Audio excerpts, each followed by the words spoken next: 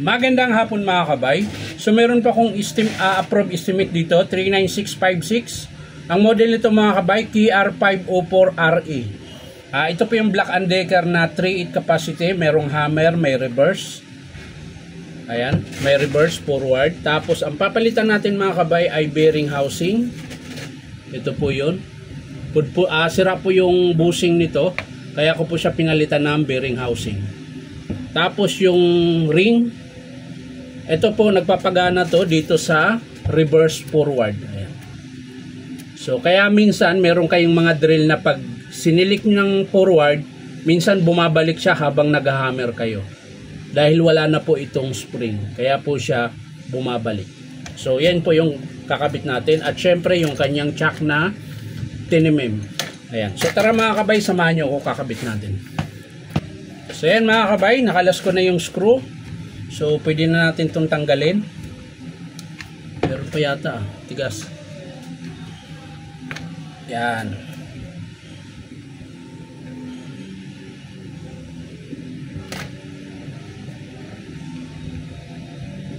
So yan mga kabay, kakalasin ko na po yung kanyang bearing housing. So ito po yung bearing housing niya mga kabay. Ayan. So ang sira nito, ito yung pinaka-bushing. At syempre yung kanyang selector, ayan, hindi na pantay. Kumbaga sa ano, lumaki na. Ayan. Dapat ang itsura ng selector ay ganito ang forma. Ayan. Pero tingnan nyo naman mga kabay. Ayan, lumaki na, umabot na siya dito. Dapat hanggang dito lang. Kaya ko siya pinalitan, at syempre yung bushing din niya dito maluwag na. Ayan. So lilinisin ko muna ito mga kabay, hindi ko pala nilinis. Tatanggalin lang natin yung lumang grasa tsaka yung pinangkainan nung bearing housing. So ayan na mga kabay, nalinis ko na siya. Ayan. Wala na po yung lumang grasa pati dito. Ayan. So pwede natin ito ikabit. So sa pagkabit niyan mga kabay, ganyan lang po. Ayan. Napakasimple lang po yan. Tapos yung selector, nawala yung selector. Ayun. Yung selector naman, ito yung nagsisilik ng hammer tsaka drill. Ayan. So dito po yan sa ibabaw nakalagay.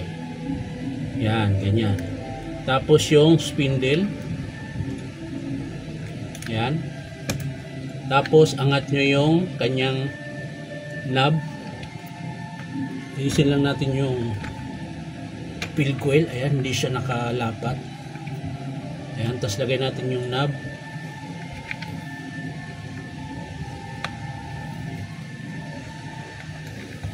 Hindi siya lapat. Yun. So lumapat din siya mga kabay. Ayan. So ganun po ang itsura niya. Ayan. So ang kulang niyan yung ring, ito. Kung saan ito nakakabit mga kabay, dito po yan. Yan. Dito sa may selector niya ng reverse forward. Ang forma niyan, yung may tenga, dito yan nakakabit. Yan. Yan yung pag naka-reverse kayo, pag meron yung spring, hindi yan babalik. Kahit naka-hammer kayo. Pero pag wala yan, babalik yan. Yan.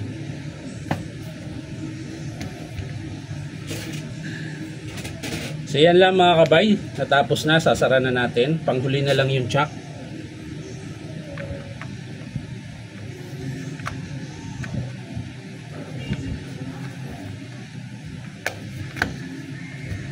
Yan na. Screw na lang kulang.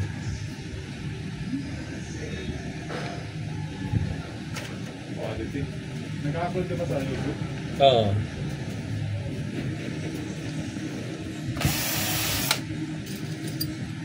So yan mga kabay, higpitan lang natin. Ay, ito muna pala. Iba-iba na kasi yung screw nito eh. Meron ng Phillips. Tapos yung iba, bulaklak. So yan na, higpitan ko lang to. Binuksan ko ulit mga kabay. Nakalimutan ko lagyan ng grasa. Wala palang grasa. Buti na alala ko. So yan mga kabay, ganyan lang po karami ilalagay na grasa. Huwag sobra. Dahil pag sumobra yan dyan, lalabas lang po yan dito sa kabila. Kakalat lang. Ayan. So tama-tama lang mga kabay. Nakalimutan ng grasa, buti naalala mga kabay. So yan, balik natin ito. Ayos lang natin yung spring. Balik natin sa kanyang kinalalagyan.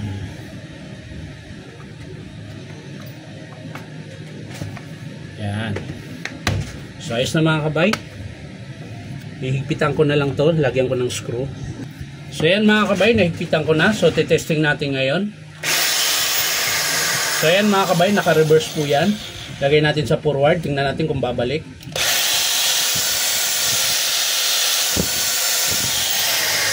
So okay na siya mga kabay. Hindi na siya bumabalik. So lagay na natin yung kanyang chuck.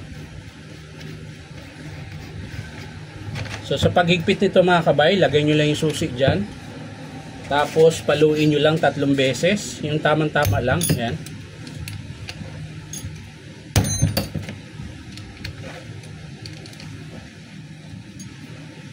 Ayan.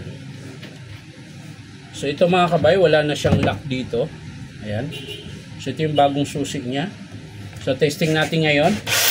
Subukan natin i-hammer mga kabay kung babalik yung kanyang reverse, kasi yun yung nireklamo ng customer.